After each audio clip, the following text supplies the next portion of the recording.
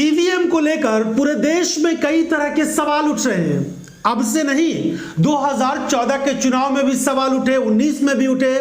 Congress party जिन राज्यों में चुनाव जीती है वहां पर भी सवाल उठे, और जिन राज्यों में लगातार कांग्रेस और विपक्षी पार्टियां हारी हैं वहां भी सवाल उठे।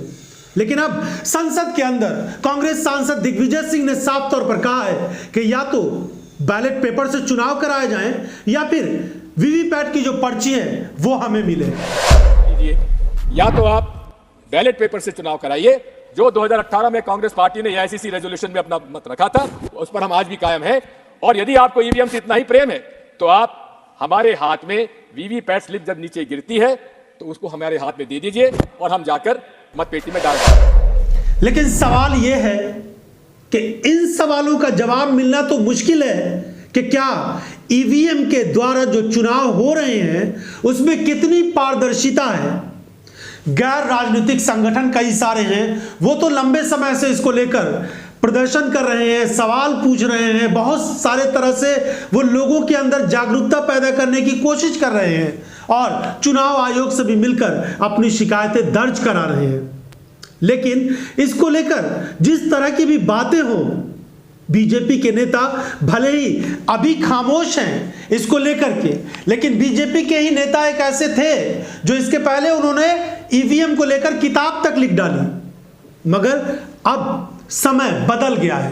प्रधानमंत्री नरेंद्र मोदी 400 के पार सीटों की दावेदारी कर रहे हैं, तो विपक्ष को ऐसा लगता है कि उसमें ईवीएम की बड़ी भूमिका हो सकती है।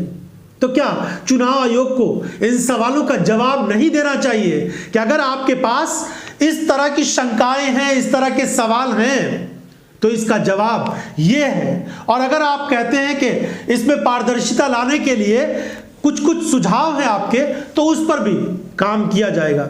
लेकिन ऐसा हो नहीं रहा है।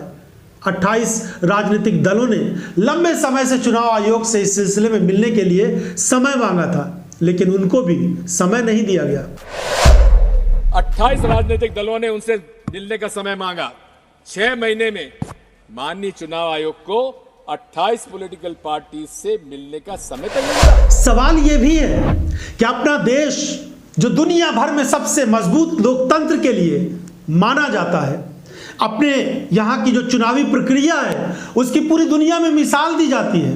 दुनिया भर के कई देशों में अपने यहाँ के चुनाव के जो अधिकारी हैं वो जाकर लोगों को ट्रेनिंग दे देते हैं, उनको बताते हैं कि किस तरीके से पारदर्शिता के साथ चुनाव कराए जा सकते हैं। मगर इन सब के बीच करीब आधे दर्जन से भी शायद कम ही ऐसे देश हैं जहाँ पर ईवीएम के द्वारा चुनाव होते हैं, वहाँ पर पर्ची और जो बैलेट पेपर है उसके माध्यम से चुनाव होते हैं। तो ऐसी स्थिति में अगर अपने देश में लोग सवाल उठा रहे हैं कि ईवीएम नहीं बल्कि बैलेट पेपर से चुनाव कराया जाए, अलग बात है कि इस प्रक्रिया में बहुत सारी चीज़ें स्लो हो सकती हैं, धीमी रफ्तार से हो सकती है, लेकिन अगर इस चुनावी प्रक्रिया पर कोई सवाल उठ रहा है तो उसका जवाब तो दिया जाना चाहिए।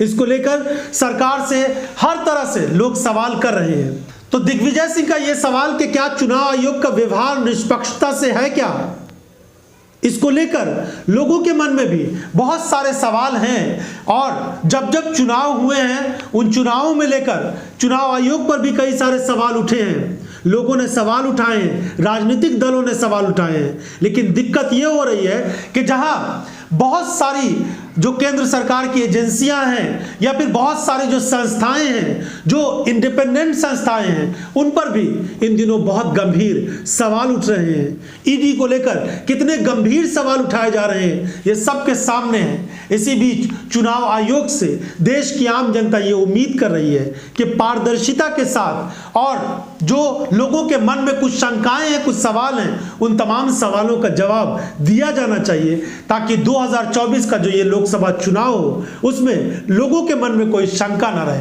क्या आपकी भी राय दिग्विजय सिंह से मिलती जुलती है कि या तो बैलेट पेपर से चुनाव कराया जाए या फिर वीवीपैट की पर्ची उन्हें दी जाए और उसका वो मिलान कराकर वो बॉक्स में डालें, या फिर जिस तरह की भी प्रक्रिया हो उसको आगे किया जाए? अपनी राय जरूर दीजिए। बहुत बहुत धन्यवाद इस एपिसोड को देखने के लिए।